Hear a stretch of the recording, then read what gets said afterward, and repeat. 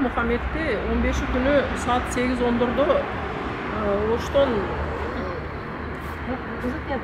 Кызылкаядан кармашып, Ошко алып келишип, 2 саат 3 сааттын ичинде эле мукачылык менен милиция кызматкерлери өлтүрүп, детский моргтеби ошого тапшырып коюшкан. Биз ол кабарды 2 күн эч эшиткен эмеспиз. Кече абеттен кийин балам, кайнелерим издеп келишип, өздөрү таап атышат. Бунда кандай, мисал үчүн туткандан кийин үй бүлөсүгө же бир жакыныга кабар бериш керекпи? Сүйлөшүп эле атып, телефон өчкөн, кайрадан звонокко алган эмес.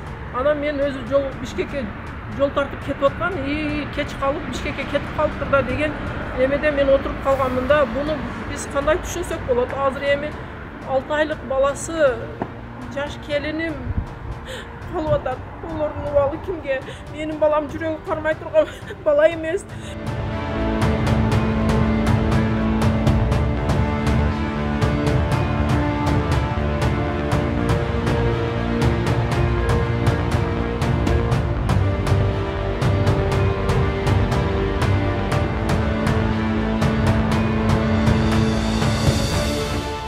Kızılkaya'nın Aybek Bazarı var. Keşke saat 8'de. Oşa özünün ağaları menen, bir dostu menen birge namaz okup çıkan tutkandan var. Oşa Aybek Bazarı'da bir stoyankaga maşinası koyup koygan eкен. Oşa yerden karmak ketişken. 17 число күнү эрте менен Мал базарда bir гражданский кийинген bir милициядан ага жолугуп айтты. Мен Кудай үчүн сизге айтып коеюн деди. Икаңыз Мухаммед моргто жатат dedi. Ошто.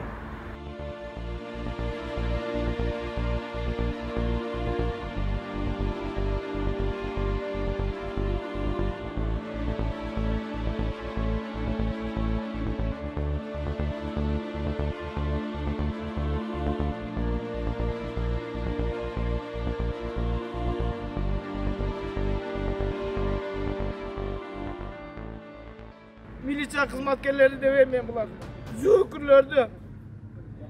Balanın denesine bıçak sayışkan, tepkileşken, erkeklik müçösün çançıp salışkan, tırmağının astı keskilen salışkan. Uşunçalık yırtkışlık kılıp öldürüşken. Uşun sutmet ekspertizene barsak, bala emne olup ölüp geldi desek, zirteşli pristup dep aytты. Men akmak bolsam menin janındakiler akmak emez. Serdeşli pristup menen ölgön bala menen denesinin любой жерин карасаңыздар көкала бөйрөктөн бөйрөк калган эмес, тепкилеп кара мүртөздүк менен өлтүрүшкөн. Каракчылыкка айыпталган болсо атасы өтүп кетти, апасы бар, бир туугандары бар, тууган үрөгү бар, эмне үчүн кабар беришкен жок, эч кандай бир кабар берген жок. Биз балабыздын өлүмүн көчөдөн издеп таптык, келсек халалдык алып келип таштап коюптур ушул эмени баланы. Eç kanday şu içki işleri hizmetkarlarına kavar jetken yok.